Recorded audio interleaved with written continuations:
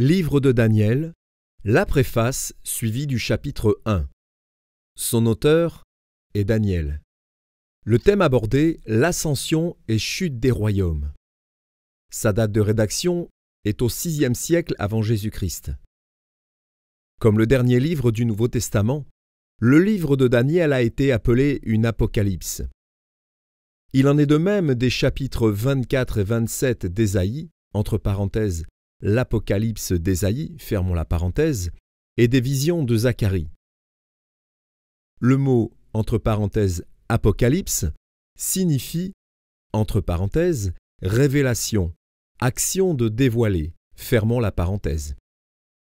Dans les moments où l'iniquité atteint son paroxysme et où les puissances malfaisantes prédominent, Dieu communique ces, entre parenthèses, apocalypses, pour faire connaître la réalité cachée sous les apparences et proclamer la victoire finale de la justice sur la terre. Les écrits apocalyptiques abondent en images et en symboles. Dieu emploie cette forme littéraire pour transmettre sa vérité à son peuple. Le nom de Daniel, auteur du livre, signifie, entre parenthèses, « Dieu est mon juge », fermons la parenthèse. Il fut emmené très jeune de Jérusalem à Babylone, lors de la première déportation sous Nebuchadnezzar. De bonne heure, il excella en sagesse, dans ce pays réputé pour ses sages. Il devint finalement le premier des trois grands dignitaires de l'empire médo-perse. Il vécut à Babylone au moins jusqu'en 535 avant Jésus-Christ. Daniel parle surtout de rois et de royaumes, de trônes et d'empires. Tout en relatant nombre de faits historiques, il prophétise la succession des royaumes durant les, entre parenthèses, temps des nations, et décrit particulièrement la fin de ces temps-là. Il contient la seule prophétie de l'Ancien Testament précisant l'époque de la première venue de Christ. Les événements contemporains de Daniel, survenus au début des, entre parenthèses, temps des nations, sont prophétiques de la fin de cette période, qui se terminera de façon catastrophique avec la destruction du pouvoir des nations au retour de Christ, le Messie.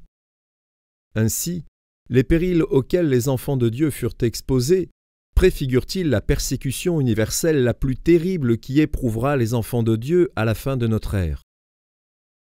De même, le sacrilège et le reniement du Dieu d'Israël réapparaîtront sur une plus grande échelle et avec une plus grande intensité. Jésus-Christ se réfère spécialement à Daniel dans l'évangile de Matthieu au chapitre 24 et verset 15 et l'évangile de Marc au chapitre 13 et verset 14. Le Nouveau Testament cite à diverses reprises ce livre qui peut être considéré comme une clé de l'Apocalypse. Aussi exerça-t-il une influence déterminante sur l'Église des premiers siècles, tandis que le thème de 4 empires successifs marquait profondément l'historiographie européenne jusqu'au milieu du XVIIIe siècle. Le livre peut être divisé en 9 sections. La première, l'adolescence de Daniel à la cour de Babylone. La deuxième, vision de Nebuchadnezzar, la statue. La troisième, délivrance des 3 jeunes Hébreux de la fournaise ardente. La quatrième, vision et humiliation de Nebuchadnezzar. La cinquième, les expériences de Daniel sous les règnes de Belshazzar et Darius. La sixième, la vision de Daniel, les 4 animaux.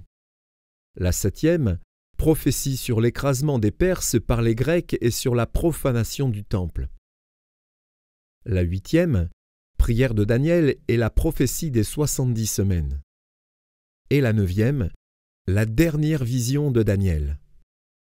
Daniel, chapitre 1.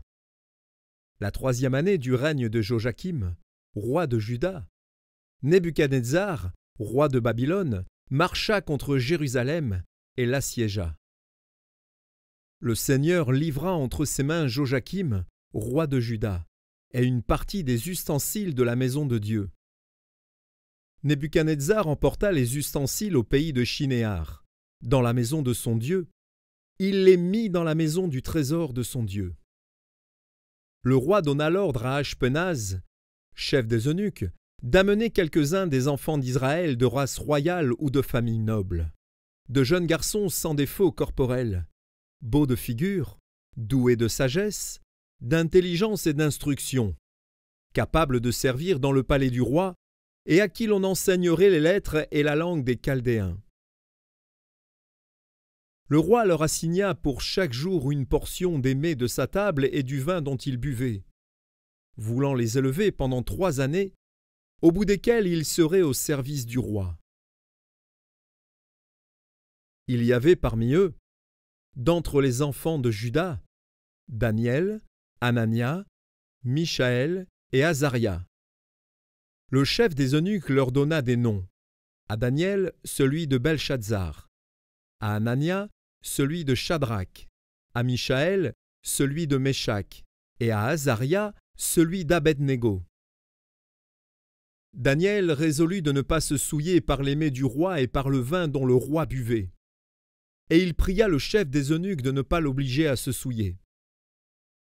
Dieu fit trouver à Daniel faveur et grâce devant le chef des eunuques.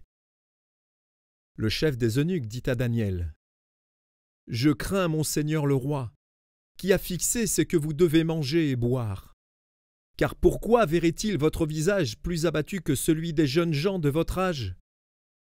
Vous exposeriez ma tête auprès du roi. » Alors Daniel dit à l'intendant à qui le chef des eunuques avait remis la surveillance de Daniel, de Anania, de Michaël et d'Azaria : « Éprouve tes serviteurs pendant 10 jours, et qu'on nous donne des légumes à manger et de l'eau à boire. Tu regarderas ensuite notre visage et celui des jeunes gens qui mangent les mets du roi. Et tu agiras avec tes serviteurs d'après ce que tu auras vu. » Il leur accorda ce qu'ils demandaient, et les éprouva pendant 10 jours. Au bout de 10 jours, ils avaient meilleur visage et plus d'embonpoint que tous les jeunes gens qui mangeaient les mets du roi. L'intendant emportait les mets et le vin qui leur était destiné, et il leur donnait des légumes. Dieu accorda à ces 4 jeunes gens de la science, de l'intelligence dans toutes les lettres, et de la sagesse. Et Daniel expliquait toutes les visions et tous les songes. Au terme fixé par le roi pour qu'on les lui amène, le chef des eunuques les présenta à Nebuchadnezzar. Le roi s'entretint avec eux, et, parmi tous ces jeunes gens, il ne s'en trouva aucun comme Daniel, Anania, Michaël et Azaria. Ils furent donc admis au service du roi. Sur tous les objets qui réclamaient de la sagesse et de l'intelligence, et sur lesquels le roi les interrogeait, il les trouvait 10 fois supérieurs à tous les magiciens et astrologues qui étaient dans tout son royaume. Ainsi fut Daniel jusqu'à la première année du roi Cyrus.